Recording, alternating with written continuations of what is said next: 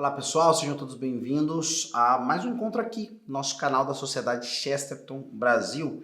Eu vou conversar muito rapidamente com vocês sobre, muito rapidamente, sempre digo que é muito rapidamente, nem sempre é tão rapidamente assim. Mas tem um elemento, uma das obras de Chesterton, que eu acho uma das mais instigantes, é essa aqui, Eugenia e Outras Desgraças, né? Em primeiro lugar, por causa da presciência de Chesterton, na minha opinião, ele tem um espírito de... Aqui ele mostra um espírito de previsão muito bacana, que não é nenhuma novidade também, certo? Algumas pessoas, às vezes, querem... como eu posso desenvolver o meu conhecimento? Olha, a primeira coisa que a gente faz na nossa vida é ter um pouco de hierarquia das coisas. Então, assim, primeira coisa, se você já passou do seu período de educação básica, seja um homem criterioso no seu estudo profissional, seja ele qual for, tá? Desde uma profissão mais prática, né? Como por exemplo, a pessoa é pedreira, a pessoa é mestre de obras, a pessoa trabalha com alvenaria, a pessoa trabalha com marcenaria, certo? Apesar de ser muito prática, sempre existem possibilidades de novos aprendizados, aprimoramento de técnica e assim por diante, certo? E isso é muito bacana, isso dá um tom, né, muito bacana de liberdade para o sujeito em busca dessas coisas, né? E fatalmente as pessoas acabam percebendo quem trabalha bem e quem trabalha mal, tá? Isso só para dizer. Mas, Rodrigo, estou bem, meu trabalho, meu emprego, minhas coisas estão todas legais, já, assim, ó, não tem mais o que eu inventar para melhorar, né, o meu trabalho, seja ele mais prático, seja ele mais teórico, seja ele terceiro setor aí das mais diversas coisas. Então, beleza, quero agora investir no conhecimento que não seja útil, que seja um conhecimento valioso. E a gente sempre indica o caminho das artes liberais, né? Aqui a Sociedade Chesterton Brasil está debaixo do guarda-chuva do Instituto Hugo de São Vitor, que tem a Confraria das Artes Liberais e que promove o conhecimento das artes liberais como esses conhecimentos fundamentais para o conhecer, né? A pessoa, a partir desse conhecimento, parte para conhecer da maneira reta todas as outras coisas, tá? E por que eu estou falando disso?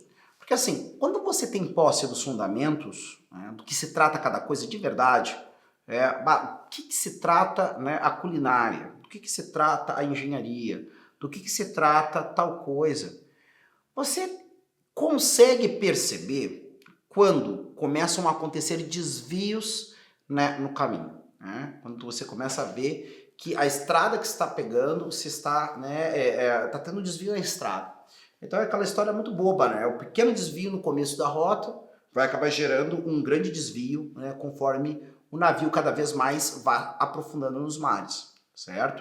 Isso aí é normal, todo mundo sabe isso, eu falei para você, e você na hora com certeza concordou comigo. O problema, o grande problema, como Chesterton inclusive vai expressar, né, no Ortodoxia, tá? É isso.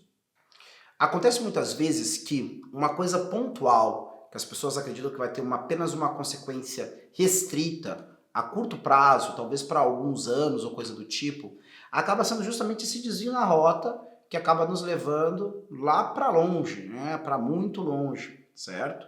Então, algumas vezes as pessoas acabam decidindo, né, tomar atitudes, ou então acabarem com algumas coisas e descobrem que haviam muito mais consequências naquilo do que elas imaginavam, certo? O tempo todo a gente está lidando com isso.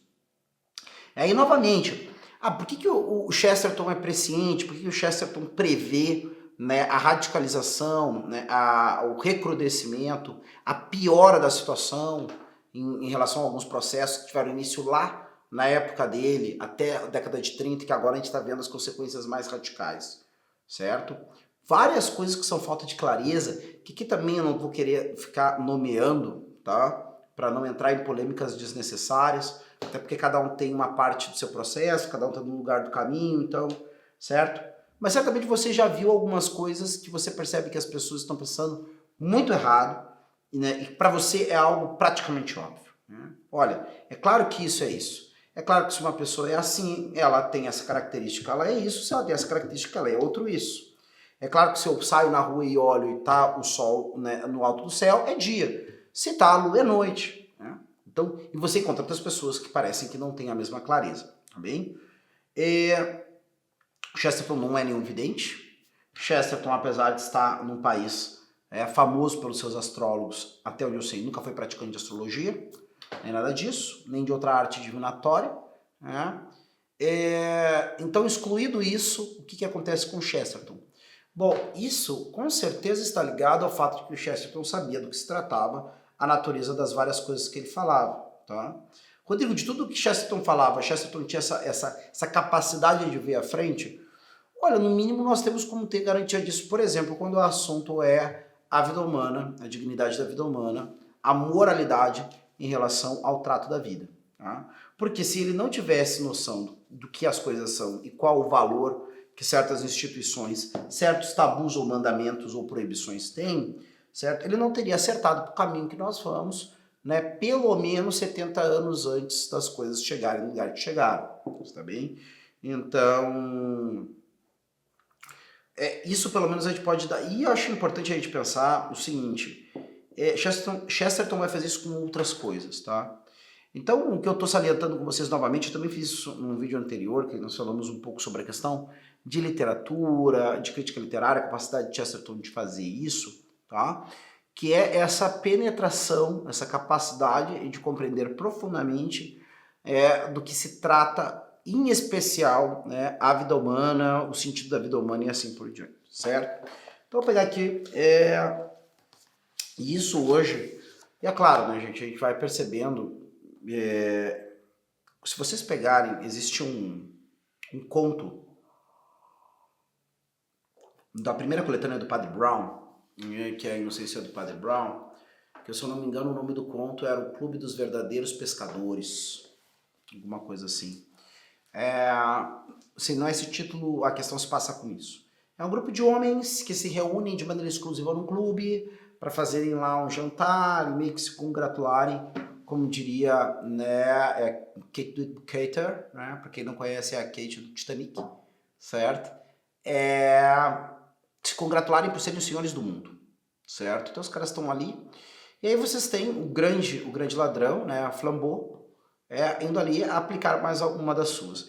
E tem uma hora que o Padre Brown confronta o Flambeau, que ele diz uma coisa muito interessante, ele diz assim, olha, hoje tu é um cara habilidoso, praticamente um artista, tu tá bem, mas não pensa que tu vai continuar sempre assim, porque não existe parada no caminho do mal.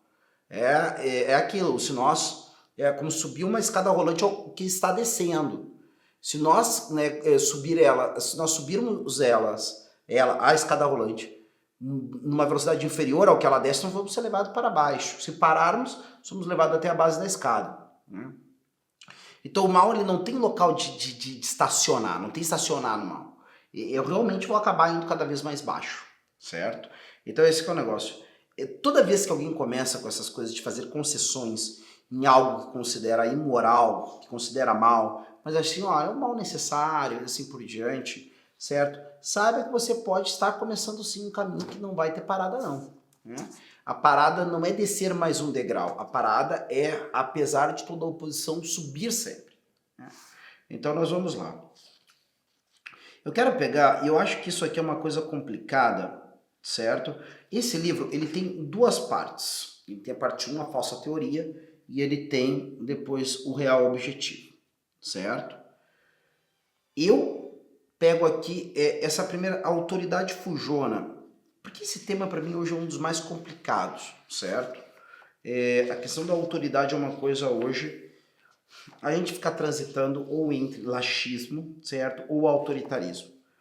Verdadeira autoridade de pessoas, né, que sabem governar, e pessoas que sabem reconhecer alguém com autoridade para o governo e obedecê-las naquilo que é razoável, isso hoje em dia é um dos grandes motivos de crise. Né? Muitos dos que governam não governam para o bem, para o bem público, e muitos dos que são governados não sabem reconhecer quem realmente governa para o bem. Então, aí vocês já viram o problema. Esse é o capítulo 5 dessa primeira parte, tá? De Eugenia e Outras Desgraças. Calhou de um dia um ateu e um homem estarem juntos de pé numa soleira. Olha, é engraçado, né? Como é que Chesterton começa? Calhou o dia de um ateu e um homem estarem juntos de pé numa soleira. Não pensem que Chesterton considera o ateu um homem desprovido de humanidade, tá? Não é o caso. Mas chamar atenção já como estilo, isso é bacana pra gente perceber. Isso é gostoso ler o Chesterton. Ele faz essas coisas. Mas por que ele falou um ateu e um homem? Né? Com certeza Chesterton considera o ateu, né, um homem, e alguém provido de dignidade. O ateu não perdeu sua dignidade porque é ateu. Mas ele vai nos trazer o foco. O cara que ele quer chamar a atenção é isso. É a pessoa que crer não haver Deus, né? De pé numa soleira, e o ateu fez notar, está chovendo. Ao que respondeu o homem, o que está chovendo? Pergunta que deu início a uma violenta querela e mais tarde a uma duradoura amizade. Que é isso, né? Às vezes a gente precisa discutir muito, brigar com alguém, a gente admira a capacidade da pessoa de sustentar, né, ou a opinião dela, ou desviar do soco do cara, e aí então você admira essa capacidade beligerante do sujeito, e aí dessa admiração pode surgir uma grande amizade. Hei de passar ao largo de quaisquer tópicos principais da discussão, que por certo incluíam Júpiter, Plúvios, o gênero neutro, panteísmo, Arca de Noé, casacos impermeáveis e a voz passiva. Mas deixarei cá registrado um único ponto em que ambos alcançaram alguma concordância. Fora este, que há algo como um estilo literário ateu, que o materialismo se dá a ver na pura e simples dicção de um homem, mesmo que esteja a falar de relógios ou gatos ou qualquer coisa igualmente longínqua da teologia. A marca do estilo ateísta está na escolha instintiva e invariável da palavra que sugere que as coisas estão mortas, que as coisas não têm alma. Então, assim, gente, assim, ó, quando tu começa a ler, isso também é outro prazer enorme de você ler Chesterton, tá? Quando você começa a ler Chesterton, você começa a ver que às vezes ele começa a história de um jeito que você nem sonha que ela vai para o lado que vai, né? Então é interessantíssimo, nunca me esqueço de um artigo de Chesterton, que é, se eu não me engano, é a Rapsódia do Porco, tá? E esse livro ele começa essa história contando pra gente uma anedota acerca de uma senhora que decidiu ter, né, como animal doméstico mesmo dentro de casa, um porco, à guisa de bicho de estimação. Então ele vai tratar de toda a questão do tratamento que nós damos por porco, do tratamento que ele dá para o cavalo. Né? E vai falar de como o ângulo do porco, como os ângulos do porco, arredondado, né? Tudo no porco parecia mais simpático, segundo a descrição, do que o cavalo, que era anguloso, que era, né, rijo, que era... e assim por diante. E aí ele chega uma hora que, na verdade, ele está quase terminando, e no último parágrafo ele te pega. O último parágrafo diz assim: olha, mas tem algum motivo pela qual, apesar de todos os argumentos a favor do porco, né, nós preferirmos e acharmos que é mais nobre o cavalo. E aí ele vai mostrando como, até esse momento, nós estávamos sendo levados pela coisa de olhar as partes sem colocar no todo da unidade. Isso é uma ideia que eu estou batendo volta e meia e que eu acho bastante importante porque tem aparecido para mim, tem se salientado em algumas coisas de Chesterton que eu venho lendo, que é ele como esse cara da unidade, né? Esse unificador de ideias, né? Porque isso também é uma ideia, isso também é um problema que ele retoma, né, lá em algum grau em hereges, mas sobretudo em ortodoxia. Quando ele fala da ideia das virtudes cristãs enlouquecidas. Elas em vários lugares, certo? Que não são os dela, né? Ou seja, o sujeito é implacável com o que tem que ser misericordioso, ele é misericordioso com aquilo que ele deveria ser implacável e assim por diante. As coisas estão fora de lugar. Não é que deixaram de ser virtudes, mas a maneira como as pessoas têm empenhado essas virtudes é nisso que mora o vício. Né? Então isso, Chesterton, ele percebe, e isso é claro, isso também a gente falou um pouco de Aristóteles em um outro momento, é o momento que nós falamos sobre a questão de Chesterton, crítica literária, essas coisas todas, mas tem algo sim, né, de quase que um instinto, né, de materialismo filosófico, né, de realismo filosófico, melhor dizendo, no que Chesterton faz. Por quê? Porque ele enxerga que as coisas não estão abstratamente soltas por aí. Elas se concretizam numa unidade, elas se concretizam numa pessoa, elas se concretizam numa situação, elas se concretizam no todo de um grupo filosófico religioso, certo? E é isso que ele vai criticar em grande parte em hereges. porque ele dizia que já era mal, né, é mal ter um corpo filosófico coerente que seja ruim, que indique o mal, que indique fazer aquilo que não é bom para a natureza do ser humano. Mas é ainda tão deletério quanto ou mais você nem sequer ter um corpo coerente. As pessoas nem saberem direito o que você defende coerentemente, certo? Então isso. De maneira que o que Chesterton está querendo dizer é o seguinte, os hereges antigos, né, ao menos no seu sistema, não se consideravam hereges, mas ortodoxos. Então a ortodoxia era um valor, era uma afirmação. A heresia não. Quem era chamado de herege, né, não era chamado de herege por si mesmo. Como acontecia com muitos que começavam a se ufanar de serem hereges. Né? Quem chamava o herege de herege era alguém que se pretendia estar na ortodoxia. Então isso. A marca do estilo, assim, pois não falam de travar guerra, o que significa querê-la, falam de rebentar da guerra, como se os gatilhos da arma se apertassem todos sozinhos. Depois disso, assim também, os socialistas, que são ateus, não chamam a sua simpatia internacional simpatia, chamam-lhe solidariedade, como se os pobres diabos da França e da Alemanha estivessem presos juntos, como tâmaras, numa mercearia. De rogar demasiadas pragas aos capitalistas, mas a verdade é que com eles safam-se muito facilmente os capitalistas. Pois em vez de dizer que os empregadores pagam salários menores, o que poderia forçá-los a alguma responsabilidade moral, insistem em falar da queda e subida dos salários. Como se um vasto oceano de moedas e notas estivesse sempre a subir e a cair automaticamente, qual o mar real de Margate.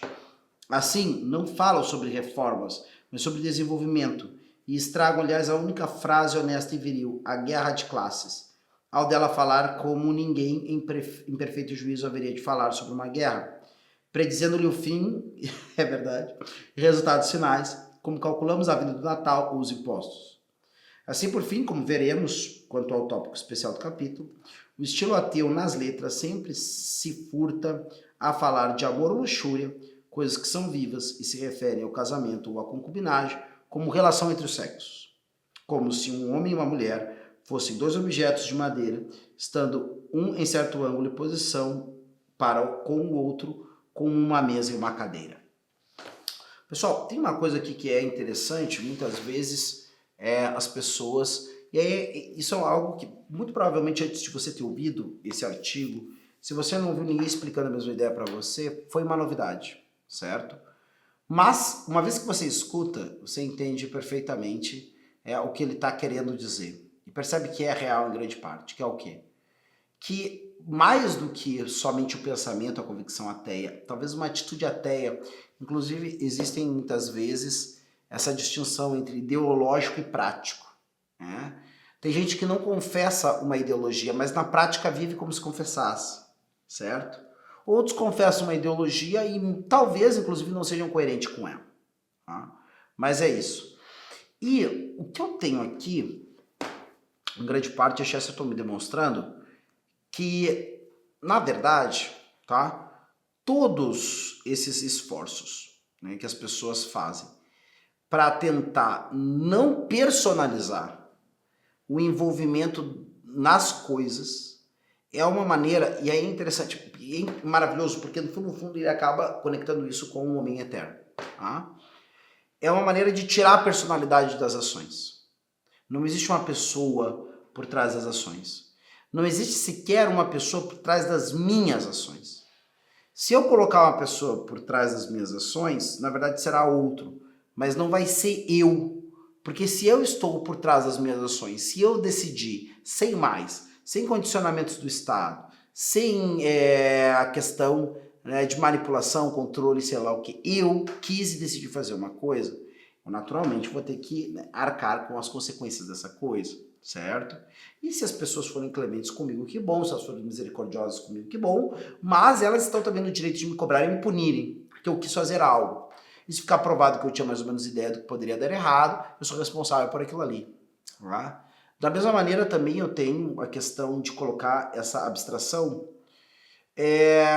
Um exemplo muito forte para mim, que vem agora à mente, é um livro, né, do Theodore Dalrymple, Alguns conhecem talvez ele porque algum tempo atrás ele aparecia um pouco mais. Eu acho que ele escreve uma coluna pro pessoal da Oeste aí toda semana, ou perto disso. Ele já veio no Brasil, pelo menos 2 vezes que eu me lembre. E ele é um cara que os livros dele fazem algum sucesso, especialmente o primeiro dele eu ouço falar bastante, que várias pessoas leram, que é A Vida na Sarjeta. Tá? Então, o Theodore Dalrymple, ele escreve, tem um livro, acho que foi o 10º a ser publicado aqui no Brasil, no meio A Faca Entrou. E ele fala que isso era uma forma dos bandidos, de alguma forma, entregarem para o outro um relato onde eles aparecessem de maneira menos negativa. Então assim, não é eu peguei e saquei fulano, não é eu peguei a faca, enfiei até o cabo e torci, não é qualquer coisa desse tipo. É assim, doutor, estávamos brigando e a faca estava na minha mão e quando viu a faca entrou. Como se a faca tivesse pulado da mão dele e ido direto pro bucho da pessoa, né? Isso é o tipo de fala interessantíssimo, porque isso é uma coisa assim que, não é óbvio, você tá falando que a faca entrou e tá falando que ele deu a facada. Pessoal, vocês não têm ideia do que fazem as palavras na mente do ser humano. Tá? Para ele criar uma ilusão onde ele apareça como algo... Não fui eu, foi a minha mão. Exatamente, não fui eu, foi... exatamente. Aliás, isso a gente comenta, né, até para explicar para as pessoas. Isso é uma figura, por exemplo, da teologia, né, quando o apóstolo usa a expressão corpo de Cristo, né, para falar como é que a gente é filho de Deus. Né? A gente usa isso porque, claro, nós todo, com tudo que está no nosso corpo, fazem parte, por exemplo, da minha condição de filho. Não, a minha orelha não é filho da dona Gladys. Né? O resto do corpo é. Isso não existe. Né? Agora, é interessante isso, as pessoas querem, e eu acho isso até vai mais longe, a impressão que dá é que as pessoas estão tentando esquartejar a unidade inseparável da personalidade. Né? Então, quer dizer, a pessoa é uma peça só, mas parece que ela quer acreditar ou quer falar de uma forma que nós acreditemos, que por um momento, ou sei lá, que parte da vida dela não era ela. Tá? Isso até pode acontecer em algum grau do ponto de vista da liberdade que as pessoas acabam perdendo por causa dos vícios e tudo mais, certo? Só que não é desse tipo de caso que a gente está falando. A gente está falando do tipo de caso de pessoas que querem contornar a verdade. Esse que é o problema. E aí quando a gente fala disso, a gente percebe que, por exemplo, na questão da defesa da vida do nascituro, ou então até mesmo da questão da pessoa, né, idosa ou extremamente sofredora, que está na iminência de, ou lhe sugerem, ou ela mesma se vê gravemente tentada a aderir ao suicídio assistido, né, que tem nome também de eutanásia, tá? Nesses casos, a linguagem, em grande parte, começa a ser atenuada. As pessoas não falam em aborto, elas falam em interrupção terapêutica da gestação. Certo? E assim por diante. Então, assim, olhem só, né? Interrupção terapêutica. Que lindo. É até terapêutico, né? É uma palavra que, terapia para ajudar a pessoa, né?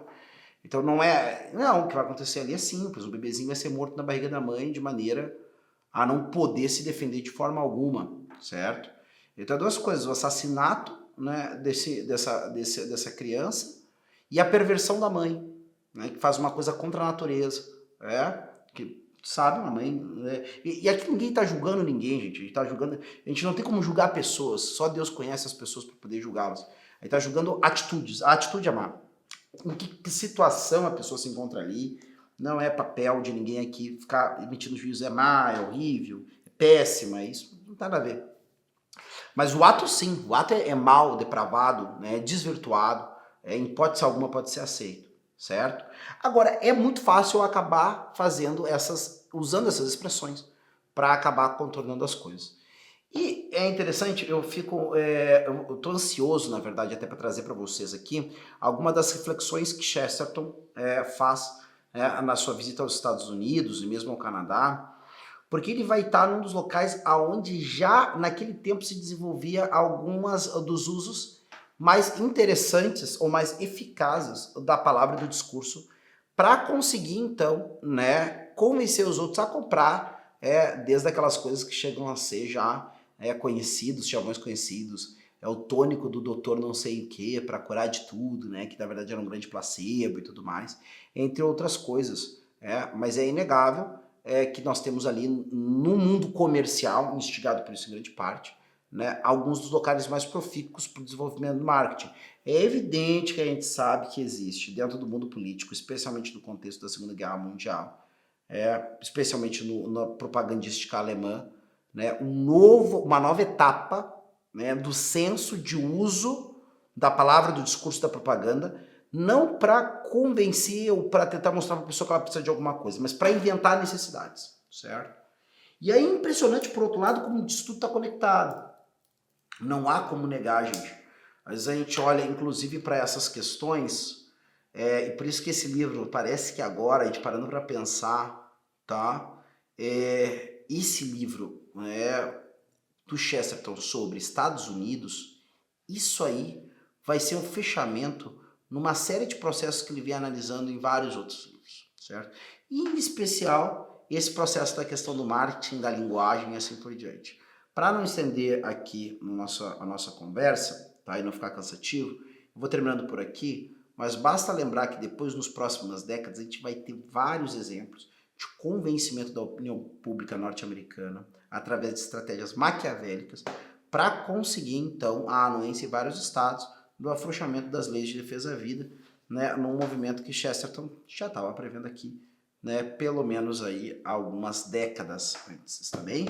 Então é isso. Não deixe de se inteirar na nossa campanha de lançamento do O Que Eu Vi na América, que é o próximo lançamento daqui da Sociedade Chesterton Brasil, que é essa visão de Chesterton sobre os Estados Unidos que ele conheceu, e Canadá também, tá? Aqui, também não deixe de conhecer, se você está querendo também adquirir um livro de Chesterton, sem abrir mão, né, do próximo lançamento, Eugenia e Outras Desgraças, é uma ótima opção, especialmente se você está envolvido aí em algum apostolado pró-vida ou então quer se inteirar mais sobre o assunto. Se você não é inscrito no canal, não deixe de se inscrever, curtir esse vídeo também, compartilhar com quem você sabe que gosta desse conteúdo ou pode passar a gostar, além de clicar no sininho para ser informado dos próximos, né, lançamentos e dos novos conteúdos aqui no canal. É isso aí e até a próxima. Tchau!